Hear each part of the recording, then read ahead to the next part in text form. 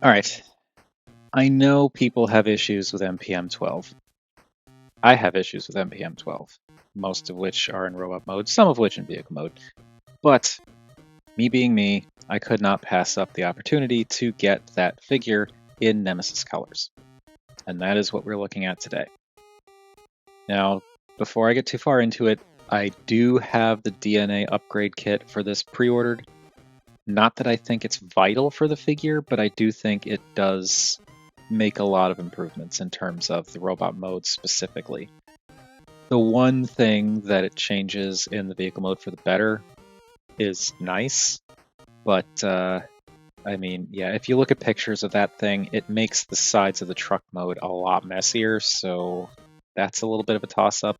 But regardless, I still think this figure is actually worth it, even without the upgrades. The upgrades, I think, make it more worth it, but yeah, well, that could also change when I get the upgrades, and maybe the upgrades are actually terrible. Who knows?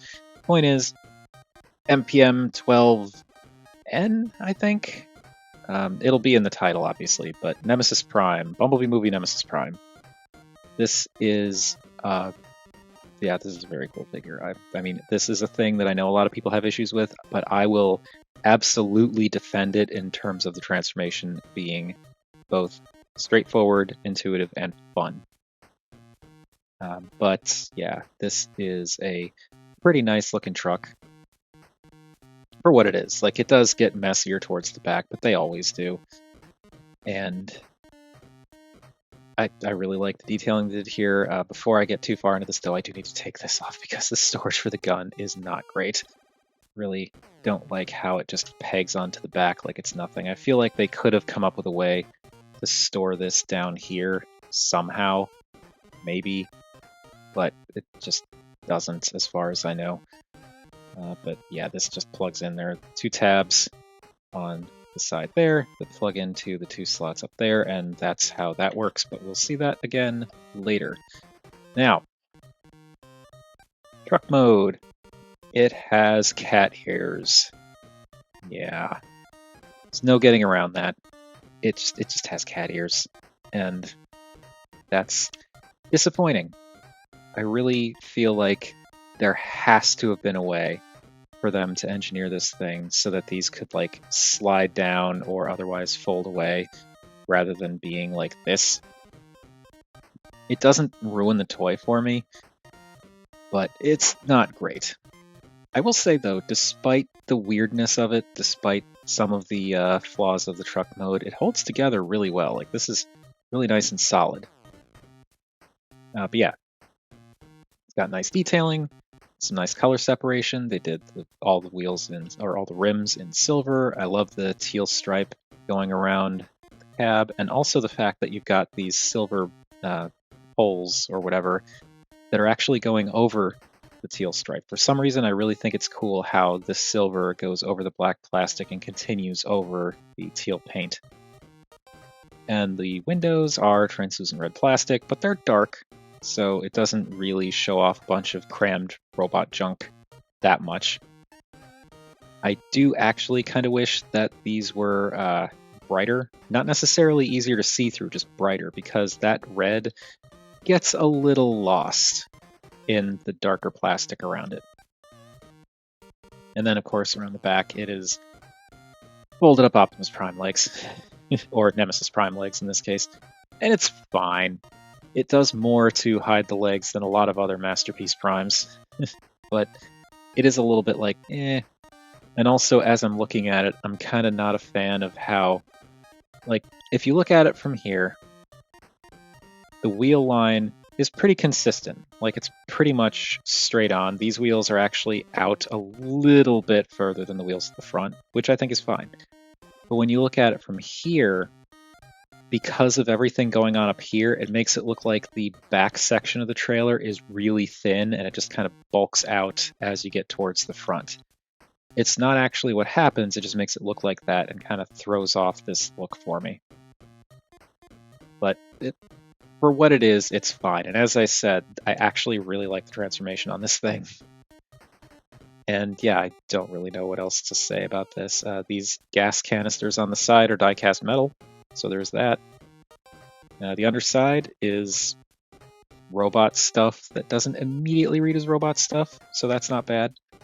And I appreciate the fact that this bit covers up where you would normally see the robot head. It's just the cat ears, I think. Like, it's fine. They don't ruin the figure for me, like I said, but the cat ears are a bit distracting.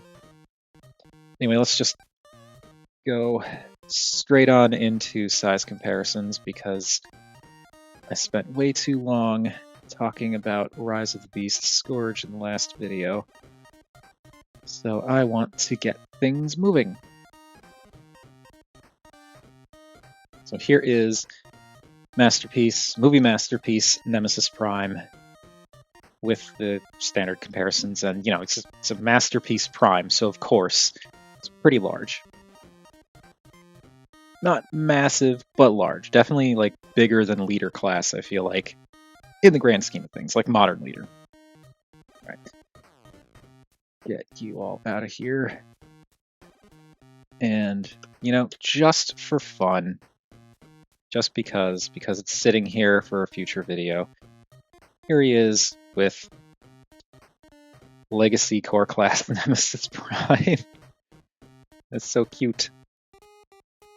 They're adorable. And this figure, yeah, look at this a little bit more, in a little bit more detail later. And there we go, because again, Nemesis, so we're doing evil versions for size comparisons. So there's how that stacks up. And now it's time for the transformation, which, as I said, I think is actually really clever, surprisingly simple, and actually pretty fun.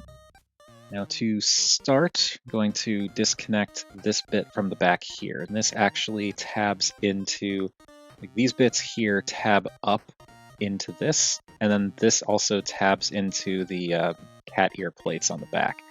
So I find it's best to kind of pull this down a little bit to untab it from here, and then pull this up, and that will untab from here. You can kind of see there are the tabs that the front of this tabs into. And you can just barely see because of the lighting, but there is the Nemesis Prime head right in there, so that does cover it up. So with that done, let's do the arms. So going to take this panel, flip this up, that pegs in right here, and this will tab in right here. And on this side, like that. Before I forget, I'm going to take smokestacks and rotate them so that they're pointing in or facing the cat ears, however you want to look at it. And also the cat ears peg in right here, so we're going to pop those out just to make it easier.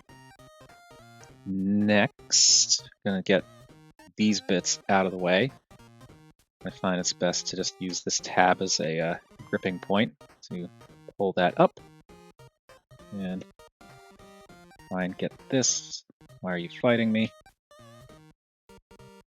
There we go. Unpeg that. And yeah, this pegs in. There's a tab there that tabs in there. And same on that side. So now we have all of this going. Now to really loosen up the arms, we need to pull this section forward. It tabs into the fronts of these wheel sections, and it also loosely tabs into some stuff along the front here. So pop this up, and that will untab from these little tabs in there that you can barely see, and it also tabs over this. So just pull that up, and kind of get these out of the way a little bit. These bits here also tab into what these wheels are connected to, so just pull that up, untab it, and now we should be able to free up these arms. So we want to untab this and start to pull it out carefully. Just kind of rotate it out a bit and get this panel past here, and then you can kind of start bringing it out and down at the same time. Which, by the way, is a little bit of a challenge to get all this lined up going into vehicle mode, but it does work. So, got that going. Now we can swing this out, and this will swing back and kind of soft lock into place. Swing this around, and I'm going to bring the arm up temporarily just to get it out of the way. Same deal over here. Let's get this away from here and bring it out and spin and extend. And there we go. And it's, you're doing an Optimus. You're always doing an Optimus. But do that, straighten this out, soft lock into place, and swing it around, rotate it out. And now the arms are free. Now to finish the arms, you want to rotate the bicep around so that it's facing this way. You want this bit facing out. This whole section here folds around, and this little section here will tab over here. That will actually tab into place. Keep that nice and solid. Then you can fold out the fist. And swing that out. And now this panel here folds in and will tab into this tab right there. So that. And there we go. And last bit to do for the arm is fold this panel back, and that tabs into the back of the shoulder. And this whole assembly here accordions in and down and pegs into itself at the top to make the top of the shoulder. And there we have Nemesis Prime's left arm. Right arm, same deal. And just take care of the shoulder stuff first. So swing that down, plug it in. Accordion this down and plug it in. Rotate the bicep and bring it out just so that I have more room to work. Swing this out. Now this might be a little tricky because this hand was, this is going to be tricky. This hand was way too loose when I was putting the rifle into it, so I ended up tightening that joint, but in doing so, I made it much harder to flip out. So that is my problem. You probably won't have that issue, but that is a much stiffer joint than it is on the other hand. But like the trade-off is now we can actually hold the rifle. Anyway, fold this in and tab that into place, and fold this around and tab that into place. And there we go. Next, let's get the head up because we're going to need to rotate all this around anyway. So we want to pop this panel up and fold that all the way back. And this panel folds in towards the robot mode head. Nope, I lied. It folds up like... No, did I lie? I don't know. Folds up like... Yes, okay. It folds away and folds in like that. I'm sorry. So yeah, that folds in like that. And now this whole panel rotates around, and the folded up panels will tuck inside the torso. And this just lines up and settles into place. Now we are on our way, as we've been for quite some time, actually. Now this, and get the wheels kind of rotated out of the way, pull this down, because this needs to be out of the way so that we can take the entire upper body and do a Classics Prime. Just spin it around all the way around like that. And we'll just leave this for now. Okay, leg time. And unpeg the legs. Yeah. Hindsight, I suppose maybe I should have done the legs first. Whatever. Now with that done, I'm going to unpeg the wheels from here. They actually tab in. There's this little bit here that tabs in up here. I'm going to pull that down. We can swing this out. Now, the foot actually accordions up this way. So you want to accordion it up like that. And you can see how it sits closer to the bed here, or not bed, but sits down here and up here. Now this will rotate in, and then this will fold back. And fold the foot back a little bit. Fold this panel out of the way so that we can rotate the wheels around. Originally the wheels are like this. You want to rotate around like that. and swing it in. And I did this in the wrong order. I am so sorry. All right, I want to untab this first. Untap that and just kind of bring it up to get it out of the way. Take this bit, fold that down, and now this die-cast metal piece will untab from the side here. It's tabbed in really well, actually. Wow, that's really in there. Come on. There we go. So get that untabbed, swing that around first, and that swings inside the leg. Now the wheels come around and settle in like that. This can go back up, foot can straighten out. This panel here can swing down and peg into the, there's this little bit there, it just kind of sits over that. And now this panel will straighten up and rotate around, and it swings down and it will peg in, let's see, there is this bit here that should tab over this. And I believe, yeah, there's a tab here that tabs in right there. So bring that in and peg all that together, and it should hold the leg together nice and tightly. And there we have one leg done. Okay, I'm gonna try to do this one a little bit better. So untap this, pull it up and out of the way. Open this up, get the wheels untabbed and rotated out of the way. Pull this down, slide the foot up, and you can see from this angle when you slide it up, this hinge will actually shift inside. So do that. Unplug this, fold it in, and tuck that inside the leg. Bring the wheels up and around and just kind of tuck them in there. Bring this down, tuck that in, straighten out the foot, close that back up, rotate this panel around, and plug it into the necessary spots on the shin. Is that plugged in all the way? I think that's plugged in all the way. Okay. All right. So that is legs. That is not legs. I forgot this bit. Okay. This folds in.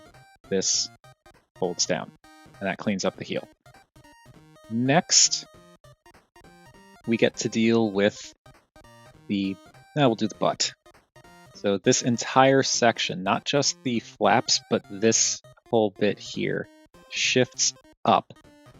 And that will give us the room we need to unpeg this. It doesn't peg in super solidly, but it does peg in. So you want to unpeg this entire lower body assembly and swing it up. And then it will tab in this way. And now this is his butt. There is his front. And bring up the skirts and get all of that situated. The wheels, they are in this position going into truck mode where they tab into this thing. You want to move this armature so that the wheels shift back like this. And then fold it up and it will kind of click into place up into the midsection. So on this side, you can see this tab is facing the back. You want to keep it facing that way. You don't want to rotate this around. Just keep it like that. And shift this up and around like so. Then fold up, click into place. This panel comes in and this first hinge section will solidly kind of not clip in, but settle into this groove here. There we go. And now this accordion's in, and these will tab into these slots here. Just bring that in and make sure those wheel pieces tab in. They should tab in pretty easily because things line up pretty easily when you're doing this. Also, something funny to me about how you can do this right now. But do that. And now this curls up and around, and this will tab into the panel on the back of the head. Bring that in, and come on. Why aren't you moving?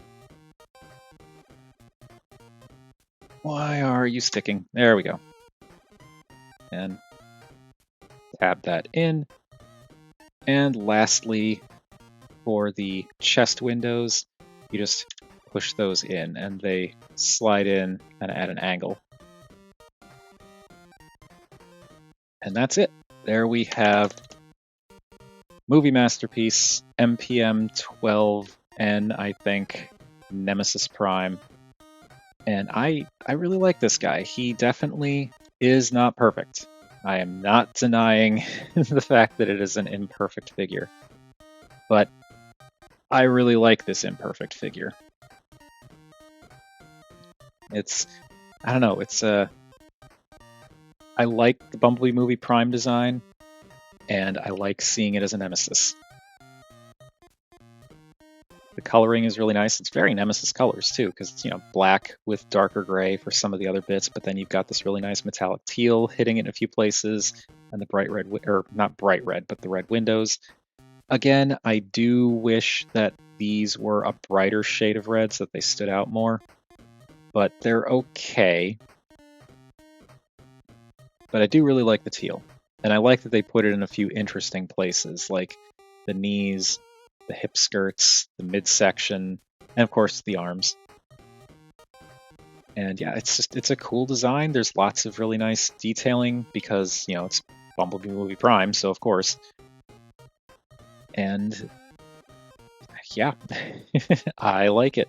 The upgrade kit does extend the legs and give him different forearms, so the proportions are a little different, and also gives him a head that's a little bit different, which we will get to when we look at the head. But yeah, I think just as is, this is a perfectly serviceable Nemesis Prime. And also, as I said, I do really like that transformation. Even though I fumbled through it a little bit because I haven't transformed this figure that often, it's still fun and enjoyable, and it's something that I was able to do without looking up instructions. It's not that hard to remember if you're paying attention and not trying to go quickly when you're on camera. And it cleans up really nicely too. You've got this stuff going on the back, which doesn't look great. And that's a big reason why there's that DNA design upgrade kit, because it changes the way the forearms work. But this is okay. It's not great, especially considering how clean the rest of the robot is, even from the back. But it's fine. And from the front, you don't really notice it. It does give him a little bit of the Popeye arms in terms of proportions, because really the arms are supposed to be like this, and those bits aren't supposed to be there. But again, doesn't bother me, and also the upgrade kit's going to be coming in anyway, so whatever. Now, I did have to modify mine very slightly. It's just basically the bicep swivels were too tight, and this, as I understand it, is a common problem with the MPM-12 mold, and that was just using some shock oil, which again you can check out up there if you haven't already. And that's just getting some shock oil in the joint there and rotating it so that it can spin a little bit more freely. The thigh swivels, the bicep swivels were working before. They were just a little uncomfortably tight. So now we've got all this going on, and this works better. And again, looks really cool. Now let us go in to look at that head sculpt. And it is fine for what it is. I appreciate the teal stripes going up the sides. I think that's pretty cool. They gave him light piping, which I'm not a fan of. Not on a MPM figure, but they did that. And it's fine overall, but yeah, I wish they didn't do that. But there is the issue with this head that a lot of people have pointed out, and I am inclined to agree. It looks a little bit skinny. If it could just bulk out a little bit, I think it would work better. Problem is, it wouldn't fit into the cavity in the chest if it was wider. But at the same time, the cavity in the chest, I feel like probably could have been made a little bit wider to accommodate a slightly wider head. So, oh well. And while we're here, he's a prime, so he does the thing. So you can just pop these doors open right down here, and he has his little snot green matrix. It does come out. I'm not going to remove it, but he does have the, I guess in this case, evil Bumblebee movie matrix in his chest. I do think it's cool how they constructed it so that you've got these panels here kind of over or behind the windows, so you don't really see the matrix in truck mode, which I think is good. But, as always, it's a thing I don't think they really... it's like, I could live without this. I know people want that in their primes all the time, but I'm just, like, I can't be bothered. Anyway, this closes back up. And, yeah, there we go. And there hides away pretty nicely. Now, getting back to that head real quick before we move on to articulation, I do like the molding, the extra molding in the faceplate. Unfortunately, his antennae are bendy plastic, so that might get a little bit warped, but well. Yeah, the sculpting on this is nice, the coloring is nice, it's just a little bit on the skinny side. Now, as we saw with articulation, it can rotate left and right. Problem being, it's on a ball joint, which is fine, but because of the structure of the neck, it kind of forces the head to tilt down the further you turn it. And when it's straight, you don't really get any side-to-side tilt, and you only get a little bit of nod.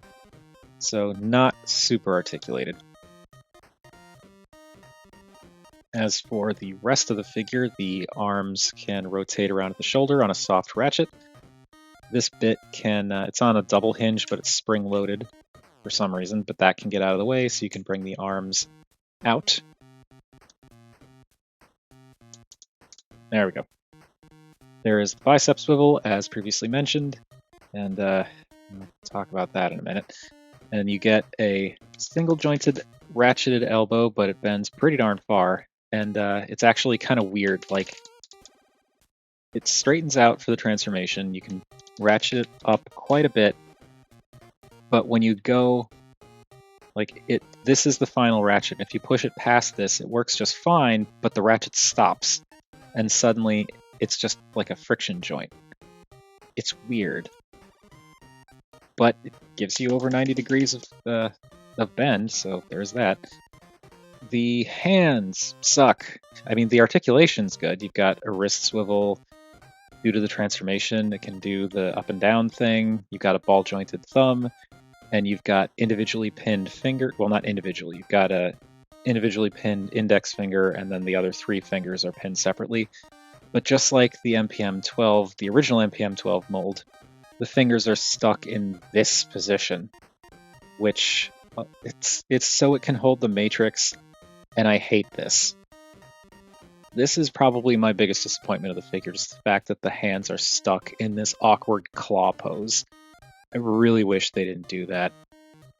You can kinda fake around it by just doing like, oh hey, fist, but really hate the claw hands.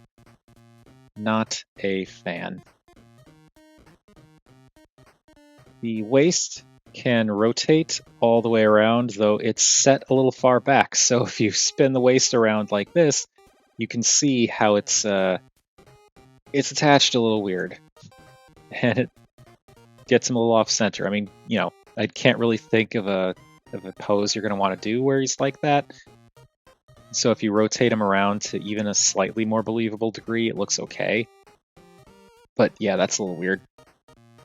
You've got butt, hip, and front skirts that can move up and out of the way, and the legs can go forward to about 90, back, there we go, to about 90, out to 90. So pretty nice posability there. and then you have a thigh swivel just above the knee, which I think is fine. It's, I would prefer it if you had like a proper thigh swivel, but it's above the knee, so that's fine. I hate it when they put thigh swivels below the knee, because then it kind of defeats the purpose. And the knee itself can bend to 90, and there you can see that thigh swivel I was talking about. And the 90's fine. It's fine for what it is. And the foot can tilt forward and back a bit, but because of the way it sits when it's transformed, it doesn't really go much further than that. And you can get some okay tilt. It's not 90 degrees, but it's all right. It gets the job done. So he's pretty decently posable for what he is. I do think there's going to be a pretty big difference once I get that upgrade kit, but until then, this is what we got. Now for the gun, as you can see, it folds up, and to unfold it, I'm just gonna push this a little bit because it doesn't clip in, but it does settle in pretty well. Like this it kind of makes a little clicking sound, but I find when you push, because it's on this double hinge, if you push this way, that kind of loosens things up a little bit and makes it easier to pop out. So swing that up, straighten that out, swing that down, and there we've got the ion blaster. And for some reason, this one, it's on an ever so slight curve upward. Like I just can't get it to sit flat. I can try and push it down, but it just kind of wants to curve up very slightly, and that is unfortunate. With this, we can of course put in his hand, but I'm pretty sure that, yeah, you can tab it into his back. I thought you could. Can you not? Oh, that's right. That's right. What you do actually is you fold this up and it tabs into his butt. And that's not ideal. Actually, do this side. So yeah, you can tab the blaster into his butt, and that's fine. It's weapon storage, but it could, and in my mind should be, a little bit better than that. But anyway, we're just going to give him his gun, because that's where it should go. So you just open up the fingers, get the thumb out of the way, and it's a masterpiece figure, so you've got a slot in the palm, tab on the handle of the gun, and it just goes in there. Kind of curl the fingers slightly, but that just goes in, fist closes up around it, and now he's got his gun. And this is why I tightened this wrist, because it was loose enough that it just kind of wanted to do that. Yeah, it makes the transformation a little bit more difficult, but I'd rather he hold the gun properly than have to deal with the gun constantly drooping in his hand. All right. So that is it for the robot mode. Now let's do some more size comparisons. And this guy, as you'd expect, is roughly MPM-12 height. MPM-12, MP-12. The more I do this, the more I regret not really editing my videos anymore. MP-10. He's about MP-10 height. All right. Bringing in the usual suspects here. You can see that he does definitely gain some height when you turn him into a robot. It's not, not massive, again, but it's about MP-10-ish height. And I think that works because, he's a masterpiece.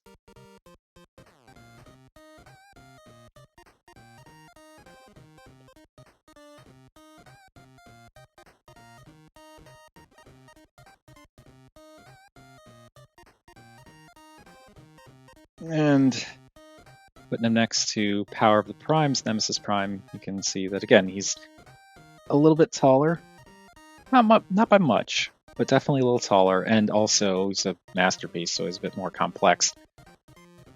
And has more detailing. And more paint. But yeah, that's how those two stack up together.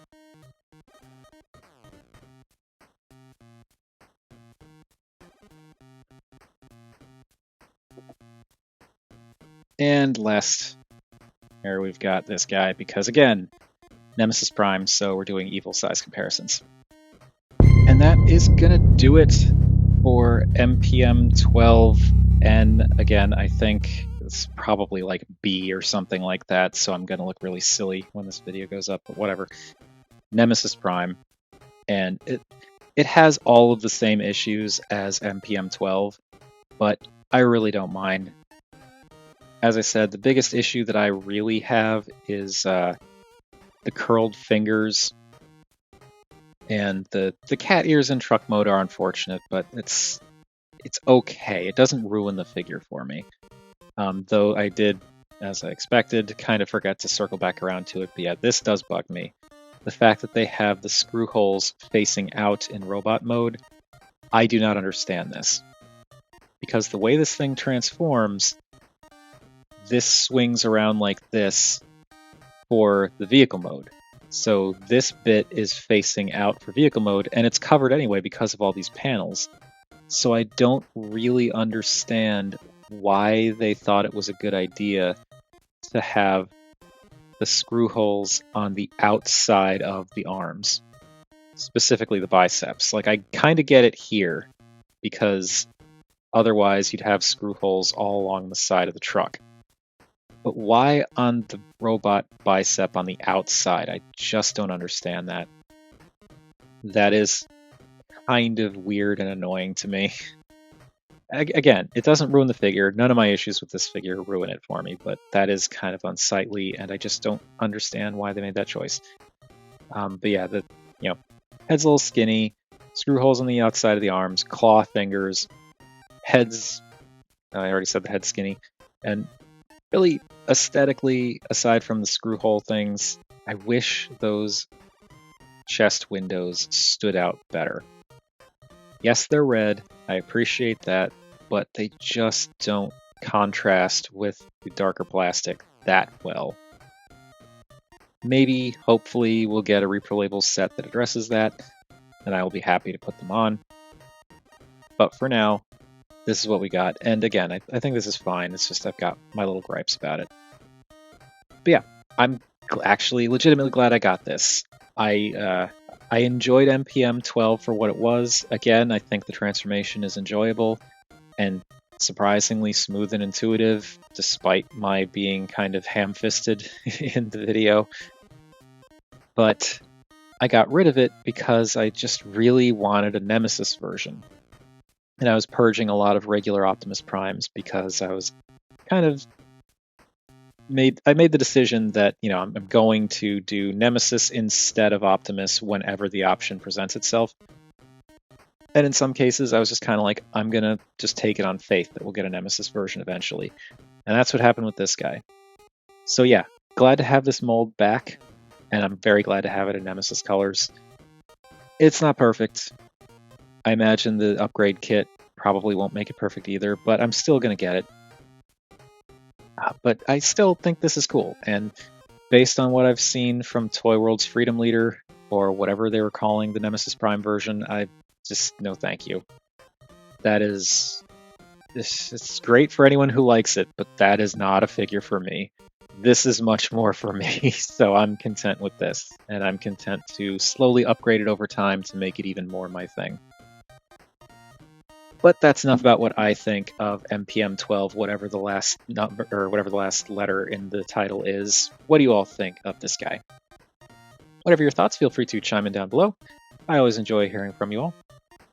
Thank you everybody for watching. And I think as of recording this guy might still be available in a few places. So if you're interested, I would say jump on it, as the Nemesis repaints have a tendency to disappear over time, whereas the Optimi continue to get reproduced or reruns or whatever. So, worth considering.